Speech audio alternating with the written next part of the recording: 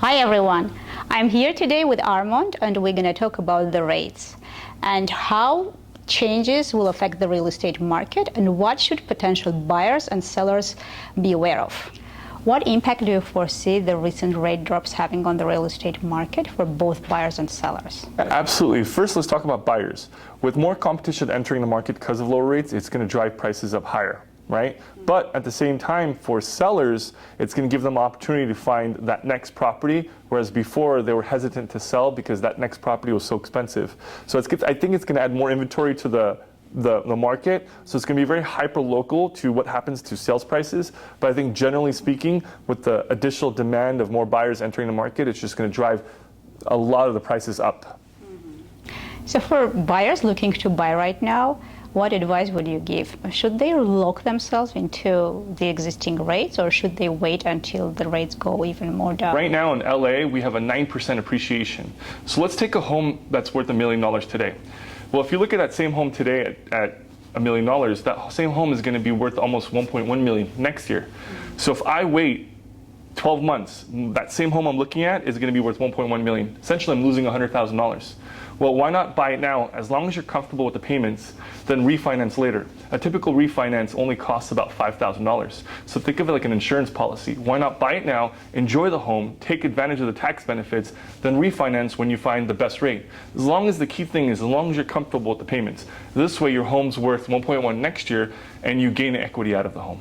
Armond, what advice would you give the first-time home buyers who are looking to take advantage of lower rates? I think it's going to open up more properties to the market, and buyers are going to see higher sales prices because more competition with lower rates is going to drive the same price of a home up higher with the demands that are in the market. Especially when you're looking for a home in LA, home prices are above the average median in the United States, right? So my suggestion is the first home is probably not going to be your dream home. It's going to be the stepping stone to getting to your dream home. So find the home that's in the right location that meets some of your requirements and just lock it in. Because in a few years, you can sell that house based on the equity, come out with the cash, and then buy your dream home. So it's very hard to find your dream home in LA as your first-time buyer. How can buyers best prepare for increasing demand due to lower rates? What steps should they take to be competitive? So how to beat out the competition? That same home, let's just say rates come down even further, an average home is going to have about 20 to 30 offers on it. So how can you stand out? Well, first, get your financials in order, right? Work with the right loan officer that's going to help you get your offer accepted. So for example, when I work with a client, I'm actually reaching out to the listing agent saying, look, I know you have 20 offers on the table. Know that I'm going to close this transaction in 14 days because I pre-approved my buyer. I already went through all the steps, and we're not just writing an offer in and we'll figure things out later. We've already gone through those processes. So the key is get prepared.